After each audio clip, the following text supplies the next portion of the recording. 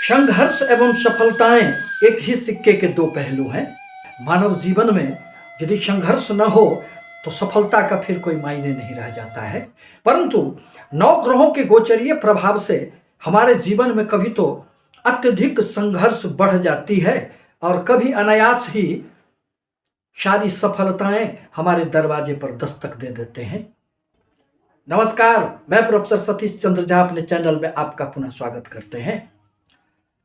देवगुरु बृहस्पति जो 9 ग्रहों में सबसे अधिक शुभ माने जाते हैं, उनका राशि परिवर्तन होने वाला है। 1 मई 2024 को वह मंगल की मेष राशि को छोड़कर शुक्र की वृषभ राशि में प्रवेश कर जाएंगे।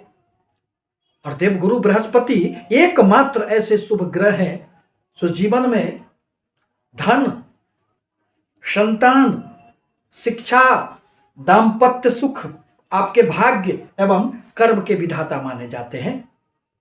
यदि कुंडली में इनकी स्थिति अच्छी न हुई तो जीवन में सब कुछ प्राप्त नहीं कर सकते हैं। हमेशा ही आपको संघर्ष से गुजरना ही पड़ेगा। इसी संदर्भ में आज मैं शुक्र प्रधान तुला राशि व्यक्तियों के लिए देवगुरु बृहस्पति के पड़ने वाले प्रभावों को लेकर आपके समक्ष उपस्थित हुए हैं। यह पूर्णतः चंद्र राशि पर आधारित है। शुक्र प्रधान तुला राशि के लिए बृहस्पति बहुत अधिक कारक ग्रह नहीं माने जाते हैं। तो वह तो आपके तीसरे संघर्ष के भाव एवं छठे भाव के स्वामी बनते हैं और वह वर्तमान में अभी तक आपके दाम्पत्य जीवन के भाव, व्यापार के भाव, सप्तम भाव से संचरण कर रहे हैं। अतः आपके जीवन में सब कुछ ठीक नहीं चल रहा है, क्योंकि छठे भाव के स्वामी का आपके सप्तम भाव में गोचर करना निस्संदेह दाम्पत्य जीवन में अनेक प्रकार की समस्याएं उत्पन्न करने वाला होता है। व्यापारियों को भी नुकसान उठाना पड़ता है। आपके संघर्ष अत्यधिक बढ़ जाते हैं। साथ ही साथ शनि देव जो आपके पंचम भाव में विद्यमान हैं, उनकी तीसरी दृष्टि देवगुरु बृहस्पति पर पड़ रही है।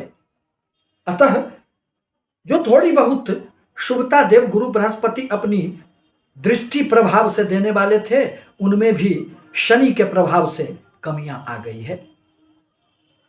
आपके द्वादश स्थान में केतुदेव विद्यमान है, जो आपको निराशाओं की ओर ले जाने का प्रयास करते हैं।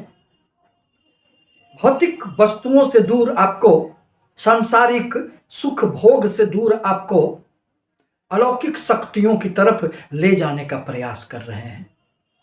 व्यय की अधिकता से मन आपका हमेशा ही खिन्न रहता है, परंतु ये सारी बातें अब समाप्त होने को है। यूं तो अष्टम भाव में देव गुरु बृहस्पति का गोचर बहुत अधिक सुखद नहीं माना जा सकता है, परंतु छठे भाव के स्वामी का अष्टम भाव में जाना, नाश के भाव में जाना, यह आपके लिए विपरीत राजयोग का निर्माण करेगा और आपके जीवन में निश्चित रूप से कुछ शुभ परिवर्तन परिलक्षित होंगे। स्वास्थ्य पर आपको ध्यान रखने की आवश्यकता तो पड़ेगी। आपको पैतृक संपत्ति में भाइयों के साथ थोड़े बहुत विवाद की संभावनाएं भी बन सकती है, परंतु उससे आपको लाभ भी मिलेगा, क्योंकि अष्टम भाव तो आकस्मिकता का भाव होता है। आप गुप्त रूप से जो भी कार्य करेंगे उसमें आपको सफलताएं प्राप्त होगी। धर्म कर्म के प्रति मन में एक जिज्ञासा जागृत होगी। रिसर्च के क्षेत्र में आप हैं, अनुसंधान से जुड़े हुए हैं, तो आपके लिए वरदान साबित होगा।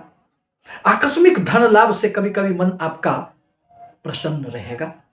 देवगुरु बृहस्पति अष्टम भाव में बैठकर अपने पंचम दृष्टि से आपके द्वादश भाव को देखेंगे। परिणामतः जहां एक और केतु के दुष्प्रभाव में कमियां आएगी, वहीं बाहरी स्थानों से आपको खूब लाभ होगा। विदेश जाना आपके लिए अब सरल हो जाएगा। यदि आप मल्टीनेशनल कंपनियों में कार्यरत हैं तो उसमें आपको सफलताएं मिलेगी, आपको प्रमोशन मिलेंगे।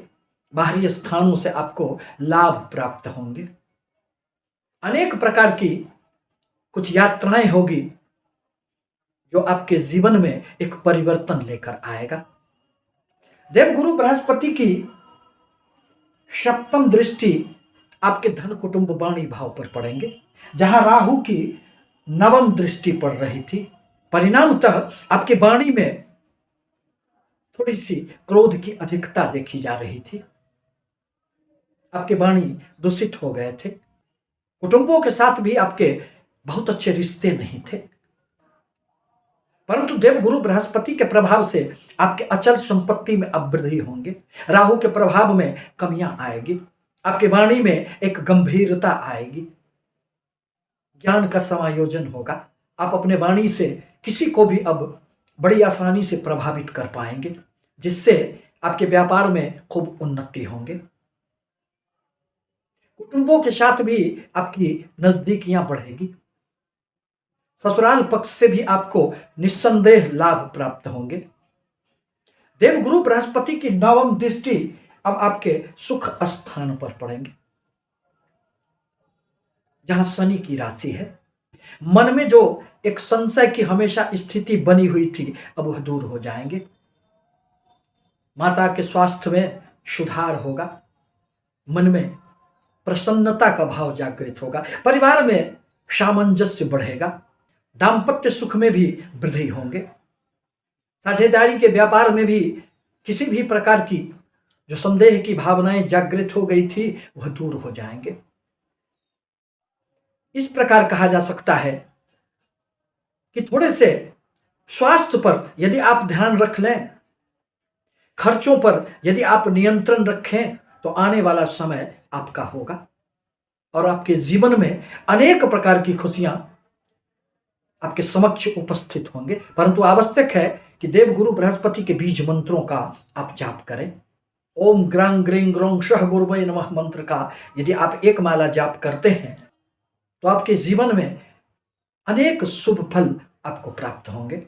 आपसे निवेदन है कि हमारे चैनल को लाइक करें, सब्सक्राइब करें, ताकि मैं अपने विचारों से आपको निरंतर अवगत कराता रहूं। धन्यवाद।